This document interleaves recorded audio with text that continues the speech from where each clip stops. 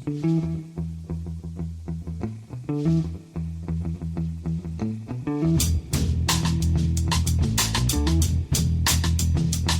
and welcome to The Price of Football, the show that looks at the money behind the beautiful game with me, Kevin Day, and Liverpool University's Kieran Maguire.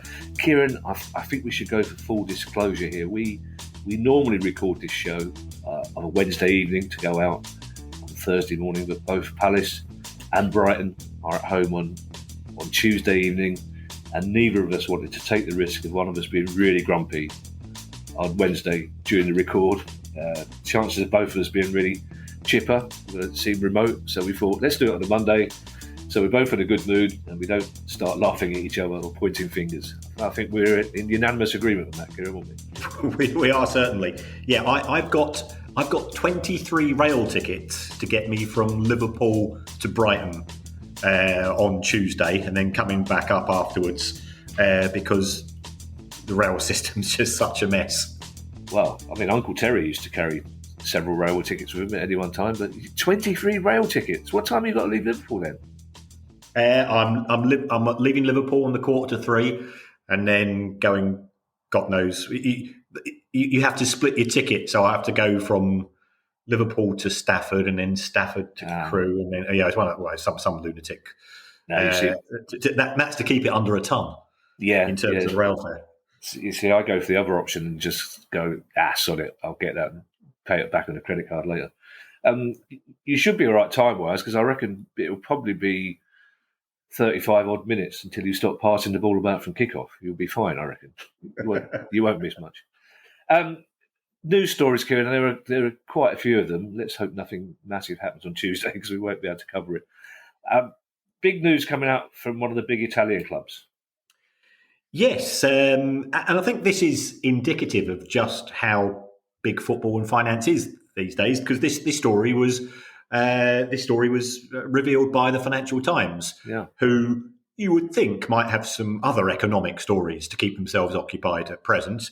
But it's come through that the people who organised the sale of Chelsea, the specialist American bank Rain, it looks like they've been given the nod to try to find a buyer.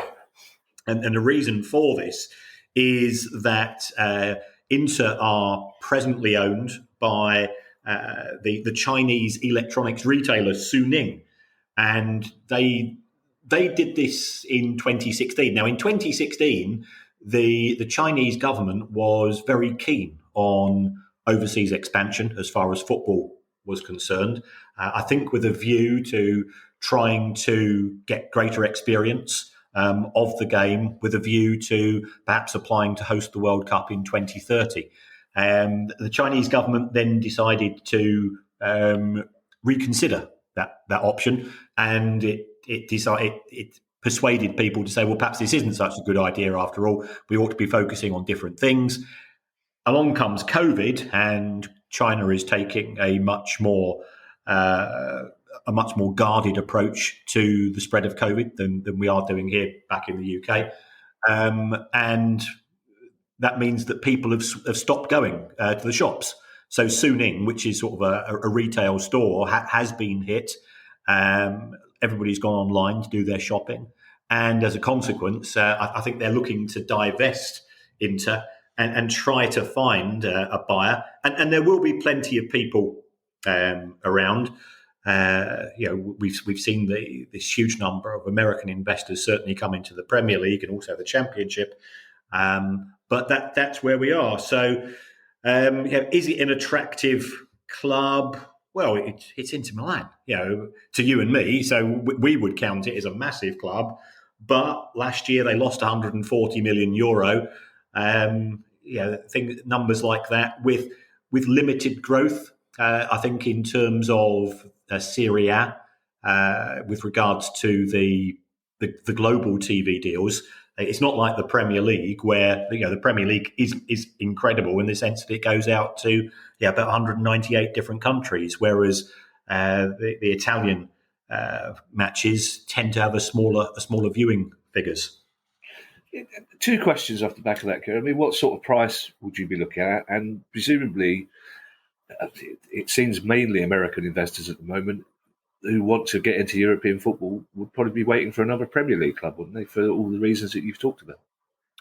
Yes, and my understanding is that there are two Premier League clubs that are presently up for offer, one of whom might have a Chinese owner and another one might have another Asian owner. So I think I'll let people work out those particular clubs. But in terms of the price, AC Milan went for, I think it was around about 1.2 bill. So Inter, they won't be too far away. Both clubs are pretty significant as far as Italian football and sort of global footprint is concerned.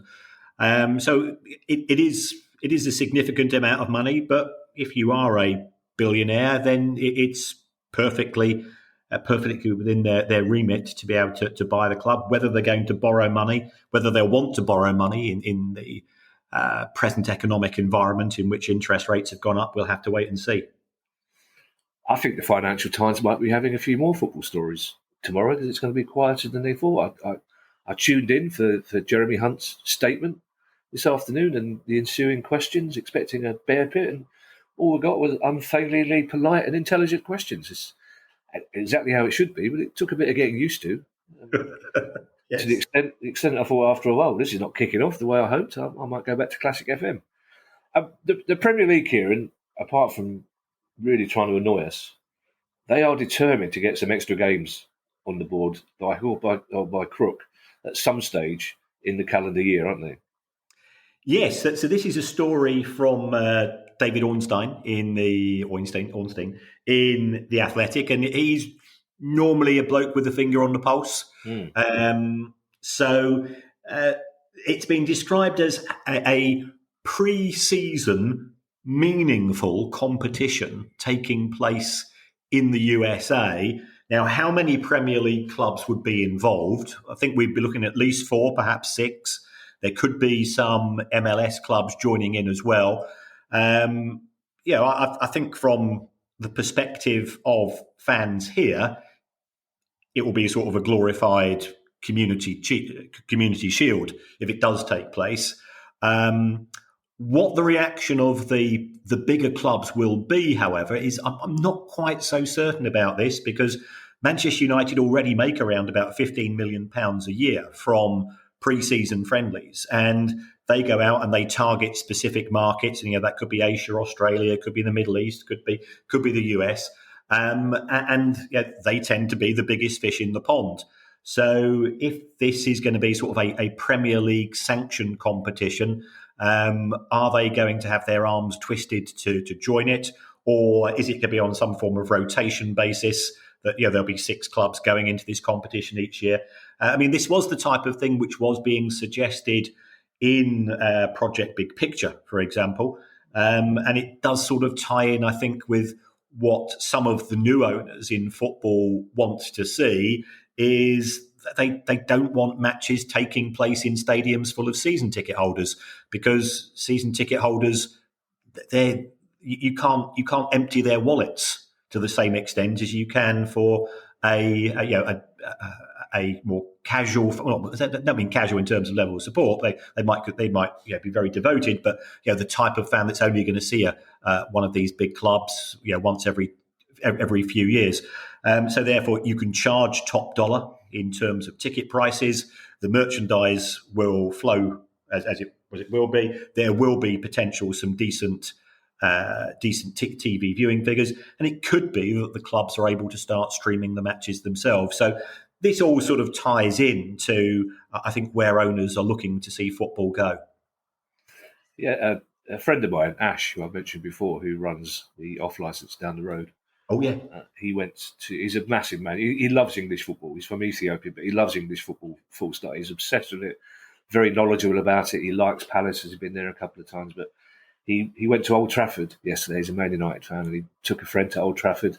Only his second visit ever, I think. And of course, I missed him. I was pining for him to get back safely, because I don't want anything to happen to the off license. And I saw him about 9:30 last night, walking past my window with armfuls of merchandise, several Man United members. They're the fans you're talking about, the ones who go up once or twice a year, who are huge fans but can't afford a season ticket or live away. And they're the ones who buy the merch. I was interested in the term meaningful in David Ornstein's article, because as you say, Man United make a considerable amount of money pre-season. Spurs going to South Korea will probably be an annual event that makes them a massive amount of money. So you wonder whether you're going to end up with clubs like Palace and Brighton in these things. But it's the meaningful.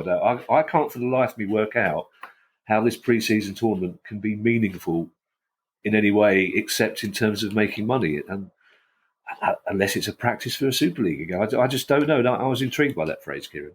Yes, that was the word. If there's a trophy for it, it's a bit like school sports day, and everybody gets a medal, which is great. I'm all for inclusivity, and we're all slightly different athletes to one another, but it's forgotten about pretty quickly. Nobody tends to remember who won the Community Shield. Nobody tends to care who won the Audi Cup or the Asia Cup or this, that, and the other.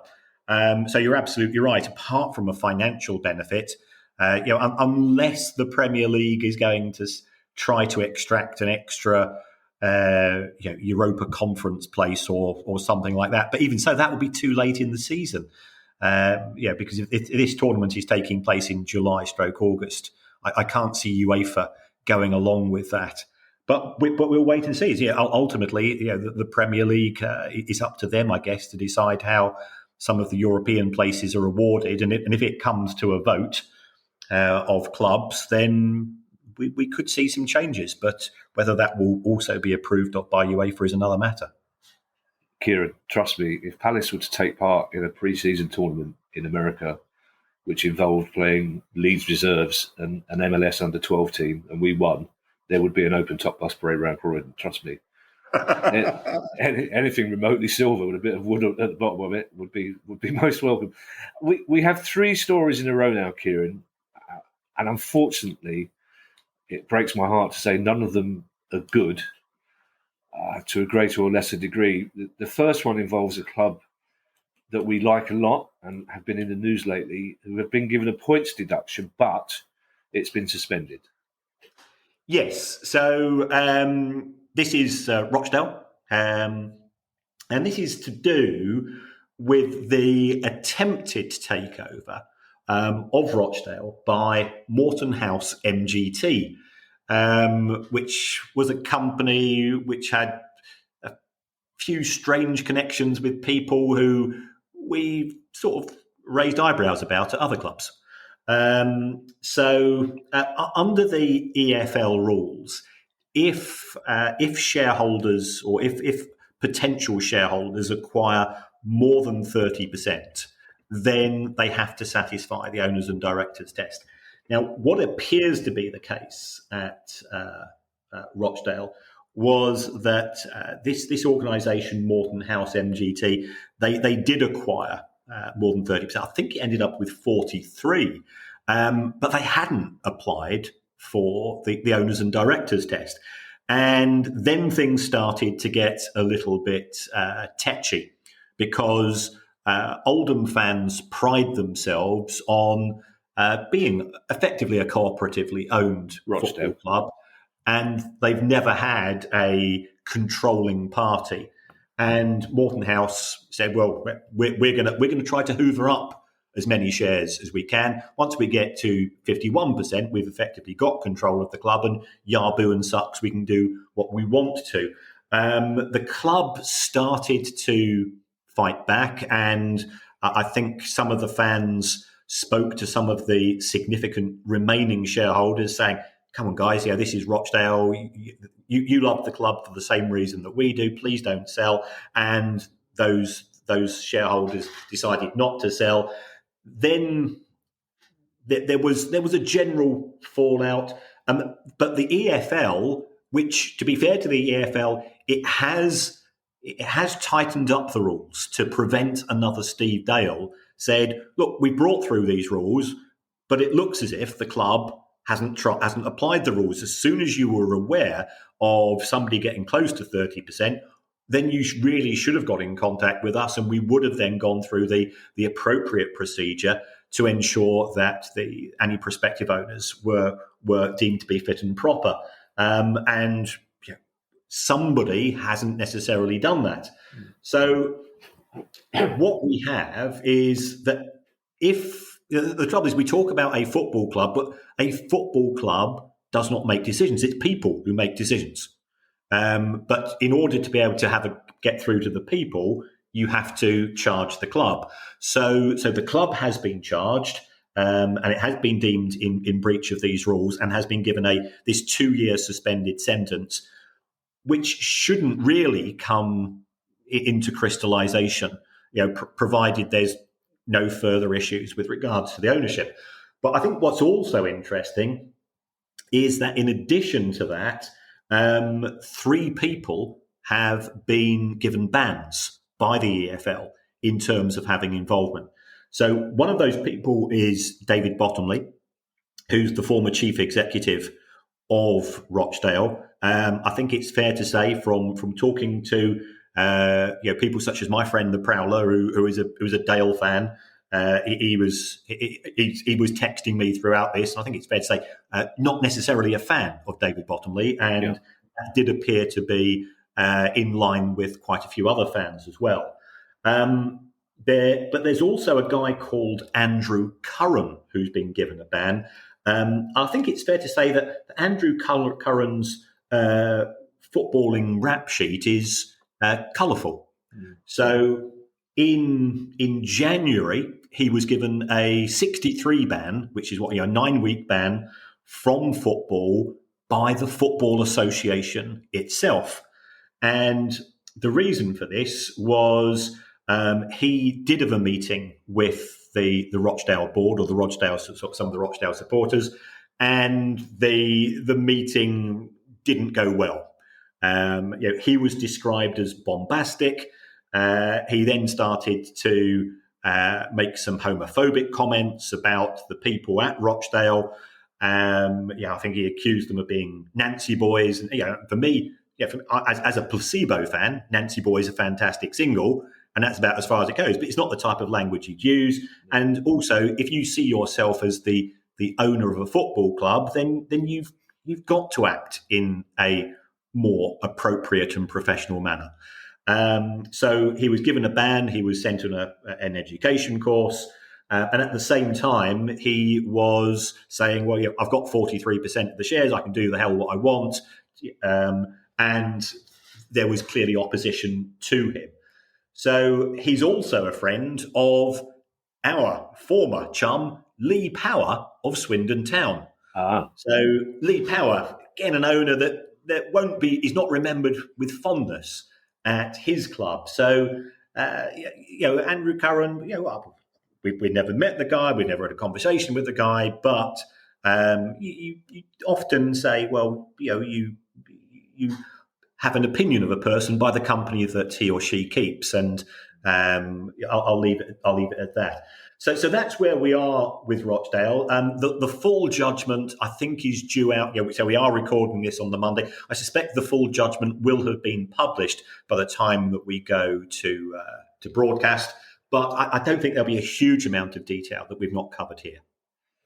Yeah, now some people may have noticed, Kieran, you did inadvertently refer to Rochdale as Oldham during that thing. Which you'll get away with. That's fine, because you're based in the Northwest and everyone knows your love of the Northwest. If I, on the other hand, had accidentally said Oldham instead of Rochdale, we'd be getting the usual tweet saying, Cockney bastard, doesn't know one end of the country from another. He thinks York's in Derby. No, Oldham and Rochdale are separate places. Let's establish that, Kieran, shall we? And I'm just interested to know, when you get a text from the Prowler, does he sign it the Prowler? Oh, yes. Oh, he does. He signs it the Prowler. That's nice. Everybody knows him as the Prowler. Even his wife calls him the Prowler, but she doesn't know why he's known as the Prowler, which is perhaps just as well. I don't know how long they've been married, but you'd think by now it would at least be Prowler. You think she could drop the? Would Yeah, you? true. Surely, like in France, you go vu and two. Surely you can just Prowler's home. Hello, Prowler. Not the Prowler. It says. Um, I hate reading this out, Kieran, because it's been on the cards for some time, and I know two fans of this club that we've been predicting problems for Southend United for quite some time, and it's some very bad news coming out of there this week. Yes, to no great surprise, HMRC have now petitioned via a winding up order as far as Southend United is concerned. So the court petition is due to be heard on the 9th of November. Now, we did speak about Southend a couple of weeks ago, and unfortunately, the club ticks an awful lot of red flags. It doesn't publish its accounts. It gets behind it with HMRC and doesn't keep to the agreed plan. And as a consequence, HMRC, they're not unreasonable, but if you agree a plan with them, do your best to stick to it. So the Southend owner, Ron Martin, has said, well, we're not that far behind, and is claiming that the club will have bridging finance. Well, if you've got bridging finance, just go and pay the bill, and then the problem is sorted. But it's happening on a regular basis now.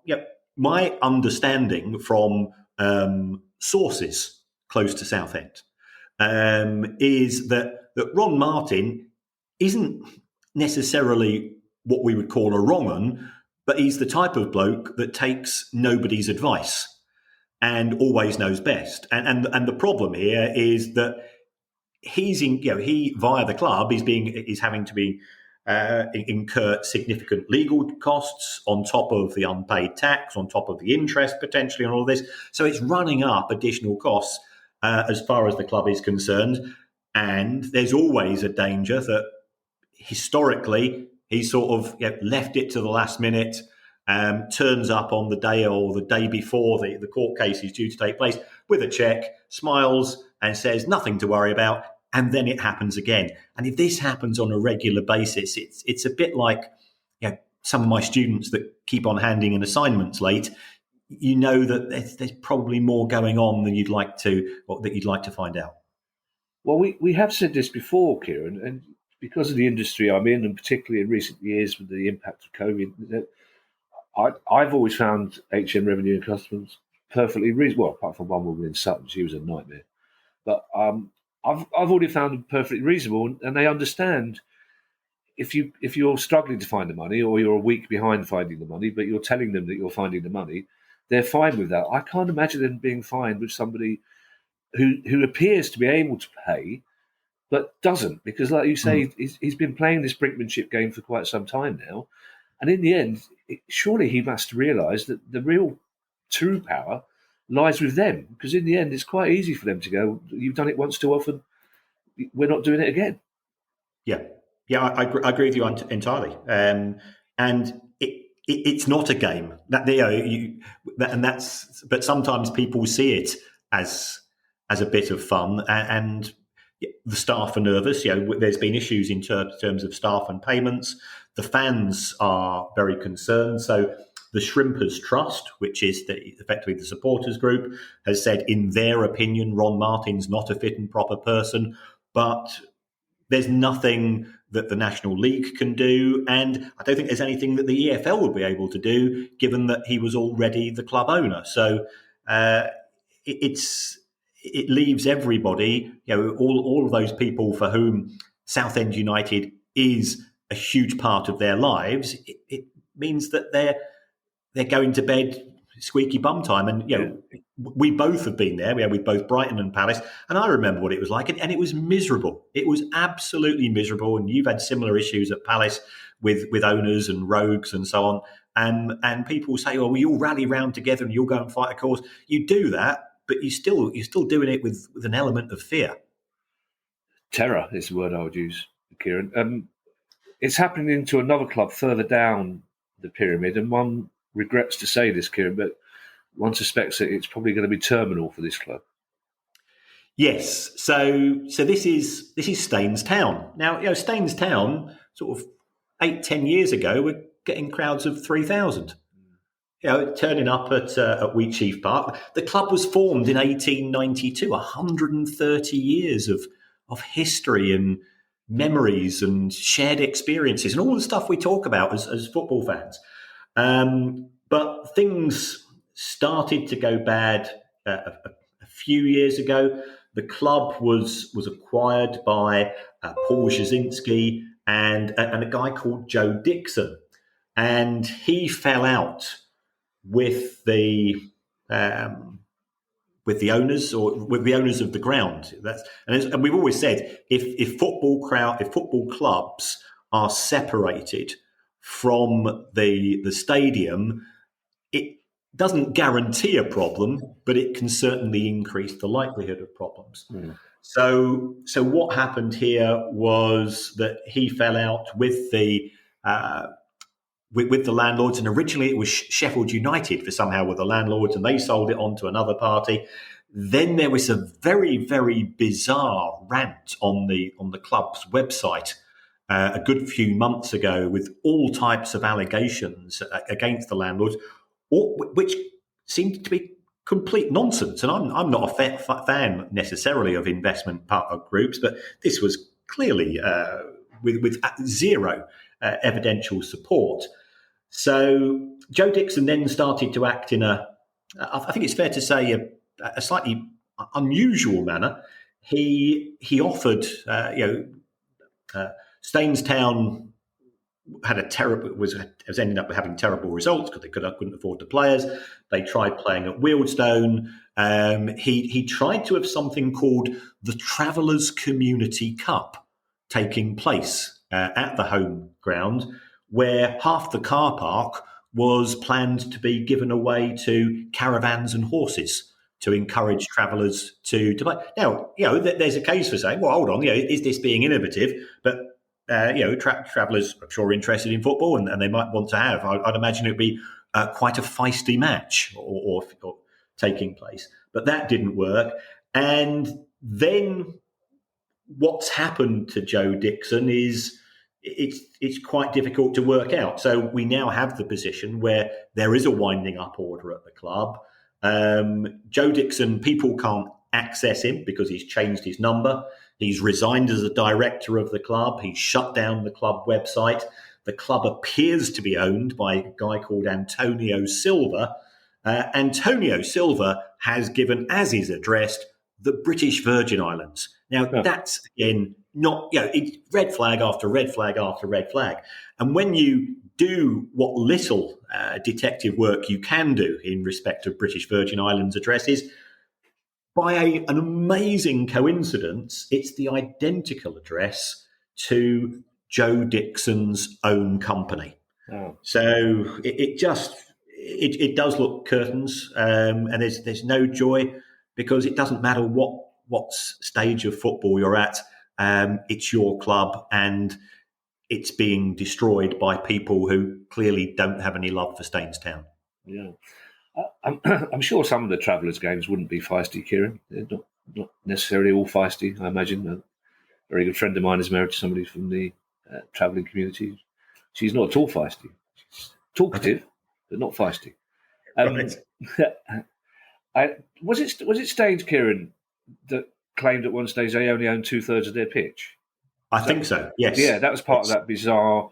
I hesitate because it sounds like gloom tourism. I hesitate to tell people to go and search for that tweet, but I think it seemed that the writing was on the wall, unfortunately, for Stainstown there. And we can't stress this enough, Kieran.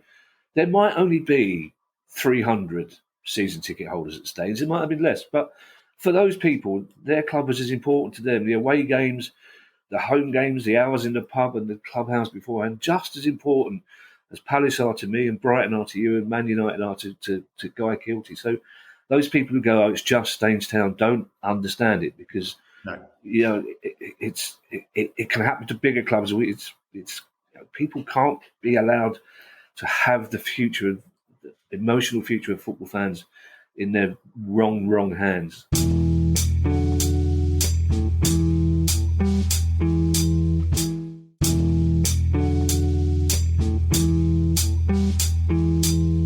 club in safer hands, Kieran, have published their accounts, I believe, just today. Yes, this is Norwich City. I've got to say that they've done a pretty fantastic job as well in terms of Norwich City has a lot of clearly it's majority owned by Delia Smith and her husband, but there's lots of individual shareholders as well. And I've been onto the Norwich message board just to check their views, and they've said, well, the club's gone all in terms of giving them a glossy 76-page, comprehensive, very transparent set of results. So that is a positive. And on the face of it, you might say, well, okay, so once we do get to the numbers, Norwich City just been promoted to the Premier League. Expect those numbers to be looking good because it's a non-COVID year. And then, actually, they lost almost £500,000 a week. And you go, hold on, this is the Premier League. Yeah. And you've just been promoted. How on earth can that be the case?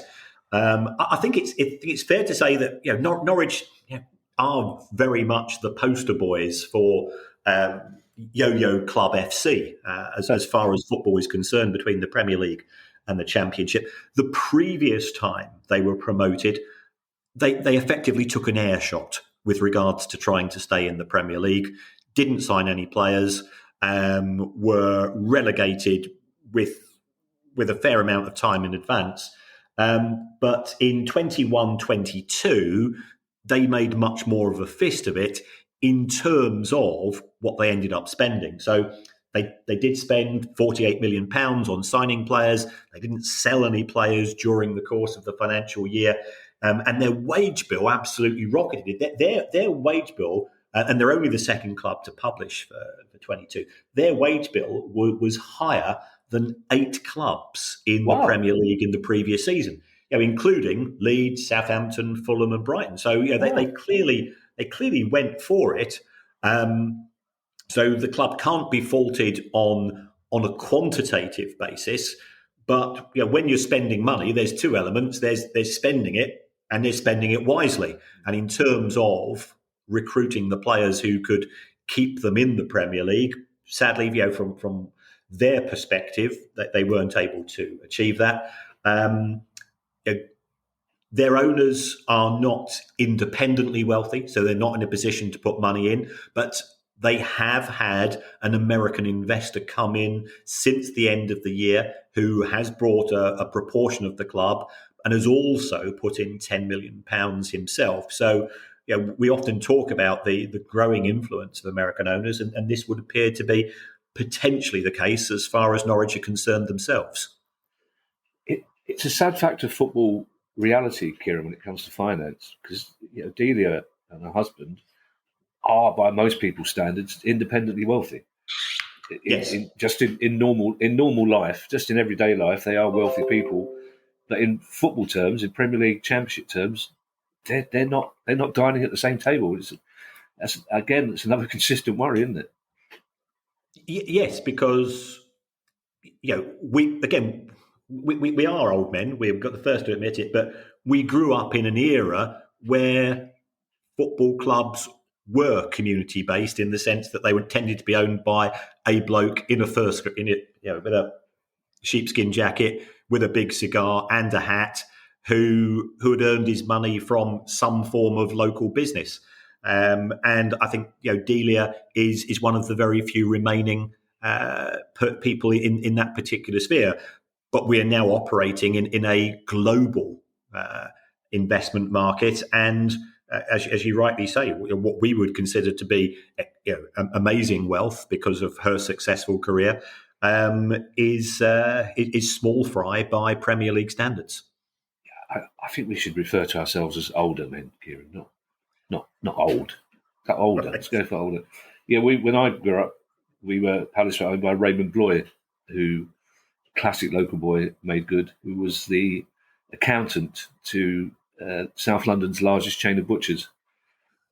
Because in those days, programmes gave you that sort of detail. They told you where referees were from. So I remember him. They had him posed with doing something that looked like accountancy. He was like adding up some sums in his head. next door to half a dead cow, which is just to underline what his job was. Like, just stand next to that carcass, Ray, and think about numbers. Lovely, that'll look great in the programme against Luton Town on Saturday.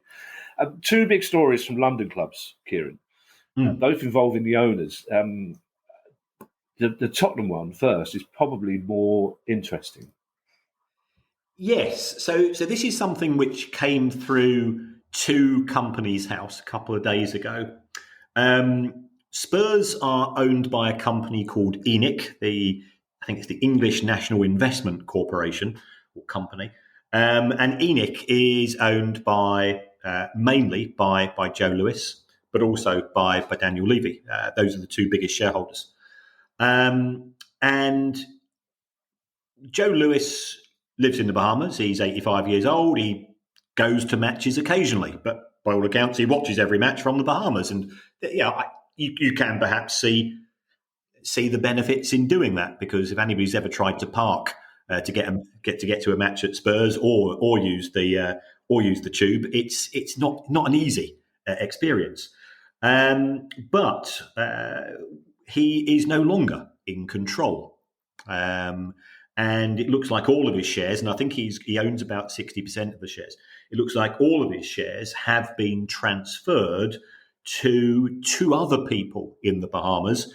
And it looks as if they are together in charge of a trust on behalf of Joe Lewis. Now, this could be part of succession planning. I wish Joe Lewis a long and healthy life, but he is 85. So it could be part of, he's looking to move things on should the worst occur. But what the purpose of the trust is, would the trust be more willing to sell the shares in Spurs?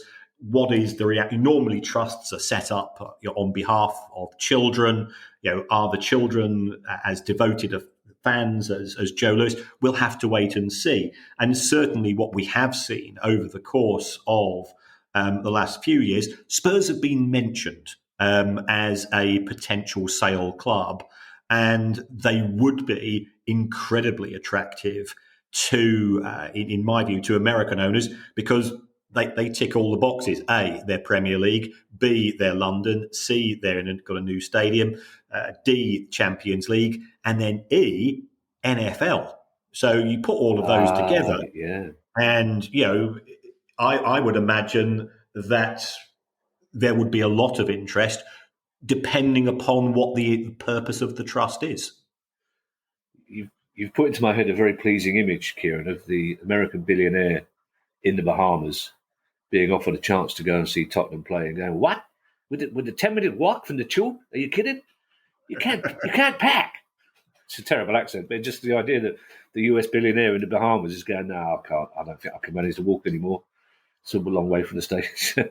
I imagine he gets dropped off at the door, Kieran, doesn't he? If you own I'd be really cross if I owned Palace and I didn't get dropped off at the door. It's the least Steve Parish would expect, so people can see him get out of his lovely car or off his motorbike. The Chelsea news story, which I've given away, is less of a story and more the owner of the club saying, wow, I could make some money out of this. Yes. So this is Jose E. Feliciano, who has said he thinks that it is not unreasonable for Chelsea to be able to generate £1 billion a year in revenue. Now, Chelsea have never made more than 450 million. So how are they going to double the income of Chelsea? And clearly they do have plans, because when the Chelsea deal was going through, and everybody was saying, well, the asking price is $2.5 billion, somebody's going to pay $2.5 billion. I crunched the numbers in a ridiculous number of spreadsheets, and every time it came out, Chelsea's not worth that. Wow. Well, Chelsea as Chelsea as we know it is not worth it. So it looks like Feliciano, Todd Bowley, Clearlake, they have ideas for football. Now, I think it's probably fair to say that some of those ideas initially have been treated with a degree of skepticism, if not guffawing, from fans such as you or I. But we're not the future, and sort of tying into one of our earlier stories in respect of this meaningful competition in the Premier League. If a meaningful competition in the Premier League with pre-season training sessions, which are friendlies in effect, we both know that, if that is successful, well, we've just been talking about Spurs and the NFL coming to London.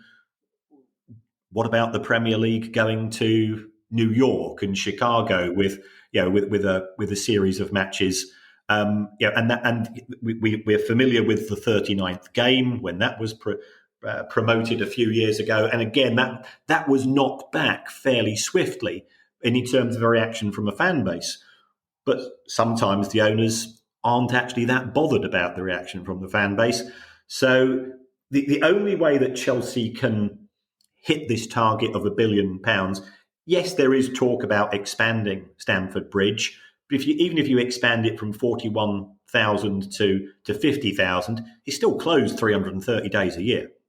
So it's not a huge revenue earner. TV deals are centrally organised, although again there's talk about the blackout going in the EFL. Now, if the 3 p.m. Saturday blackout goes in the EFL, you can bet your bottom dollar that the Premier League clubs will be saying, well, let's do the same. And then what's going to happen to those 3 p.m. Saturday rights? Because I would imagine some of those clubs would like to sell the rights themselves direct to fans. And then you start to see the numbers multiplying quite quickly. Well, there's two things there, Kieran.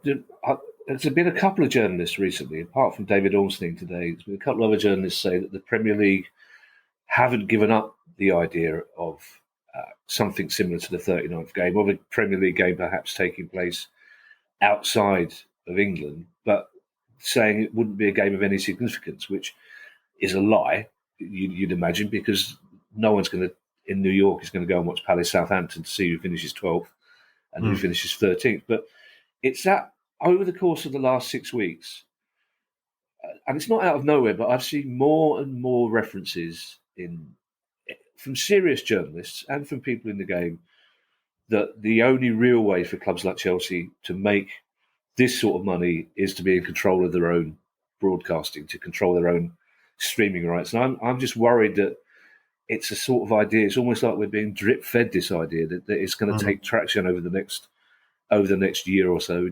Am I right to be worried? I think you're right to be worried as a Palace fan. I think you're right to be worried as a fan of anybody other than the big six clubs.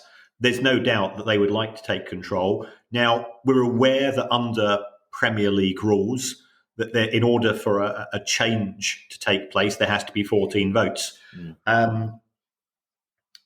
There would be very big winners and some quite significant losers if there was a shift towards selling your own rights and keeping all the money. The element of competitive balance that exists in the Premier League at present would be lost altogether. And then what would you end up with? Because when our clubs play Chelsea or Liverpool, we go in hope rather than expectation of a result, but there is still some hope. If you change things such around that they're getting, first of all, huge sums of money from the revamped Champions League, which they will do, plus their own streaming rights, then the gap between the big six and the other clubs, and that gap is presently £300 million a year in terms of revenue. It's already a huge gap, is going to get bigger, and then I think we're going to have problems. Equally, you could say, well, Chelsea can only play 11 players at one time, so will there still be players available to Brighton and Palace and Villa and Leeds and so on? Yes, there will, but I think the ability of the other 14 clubs in the Premier League to make the Premier League a really attractive competition, because Palace, Brighton, Leeds, Villa, Newcastle, even before the takeover, they could outbid everybody who was seventh in Belgium or Spain or Italy because of the success of the Premier League. If you move to everybody selling their own rights and keeping their own rights, then I think the ability of the mid-tier teams to attract talented players from overseas, pay them the wages which are being paid, that goes, and that's going to further reduce the quality of the Premier League and also the competitiveness of the competition. Looks like Lionel Messi might be having to buy himself a new suit, Kieran. Yes. This is a really weird one. His transfer to PSG is going to be potentially heard in court due to a claim made by Barcelona fans living in Lyon in France. Wow. So they are claiming that PSG have paid Lionel Messi so much money that PSG will be in breach of financial fair play rules under UEFA, and therefore that Lionel Messi's transfer should be made null and void. And in their eyes, this would allow him to return to Barcelona, who are just about to be knocked out of the Champions League. Yeah. So they probably won't be able to afford his shoelaces, let alone his wages. Yeah, interesting. And talking of Barcelona, Kieran, again, this is one of the things I didn't think I'd ever be talking about when we started this pod, but there could be some industrial action going on in that league. Yes. So, we might think that football is a basket case back home at times, but La Liga it's really kicking off. Barcelona and Real Madrid have come out in their AGMs and in their interviews with newspapers and radio shows in the past 2 or 3 weeks, and they've been going, Super League is the saviour of football. Super League is absolutely fantastic. Super League is absolutely fantastic for Barcelona and Real Madrid. Nobody's denying that. But the other clubs in La Liga are saying, well, hold on, what about us? Because at present, there's 4 clubs in Spain that qualify for the Champions League. If Barcelona and Real Madrid go to the Super League, yes, Atletico are likely to go with them. But the likes of Villarreal, Celta Vigo, and so on, who have qualified for European competition, they will be in a much weaker position. And also, the value of the La Liga TV rights is likely to fall if all of the focus in European football is going to be on Super League. So La Liga clubs are considering going on strike because Barcelona and Real Madrid have been lobbying. And I'm aware of since starting this show, I'm just aware of the amount of lobbying that is done by senior people in football to government. And it's exactly the same in Spain. Now, the Spanish government, when the Super League was announced, effectively took a broadly similar position to that of the UK government, which was, we are opposed to this. I think the then Prime Minister of the UK said, we have the nuclear option of banning clubs from playing in England if you go ahead with this. So this was quite a severe thing.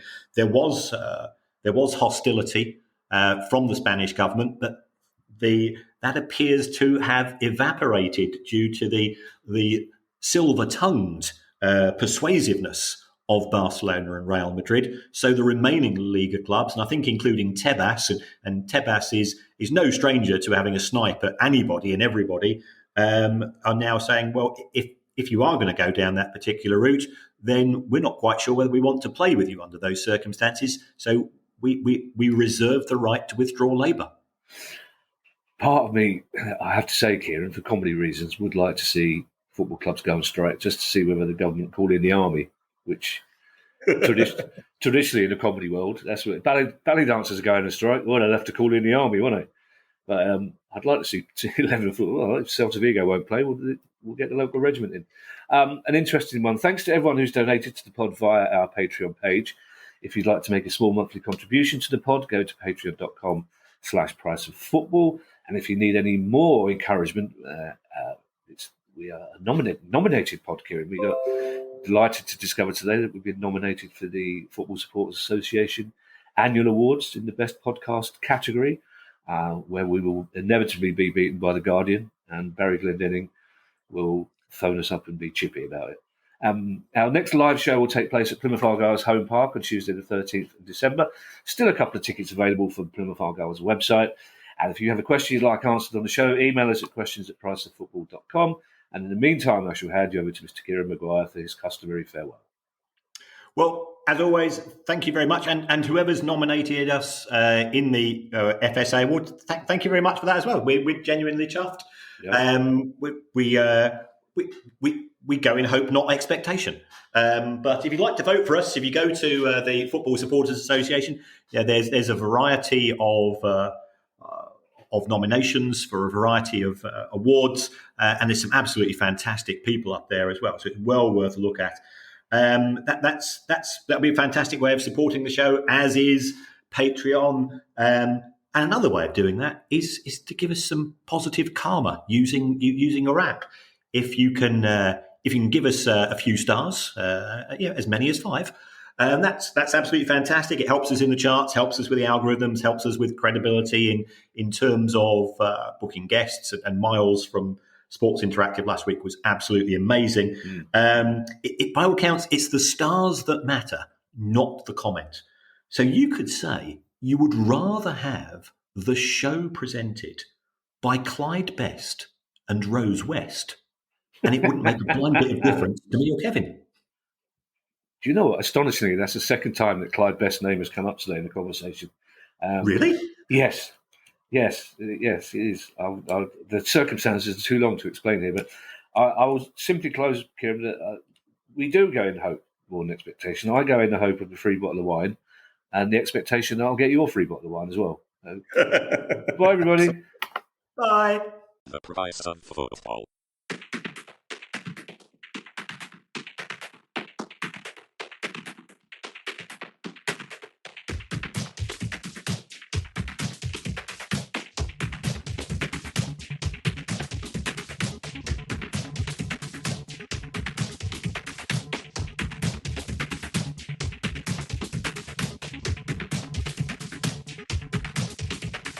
The price of football.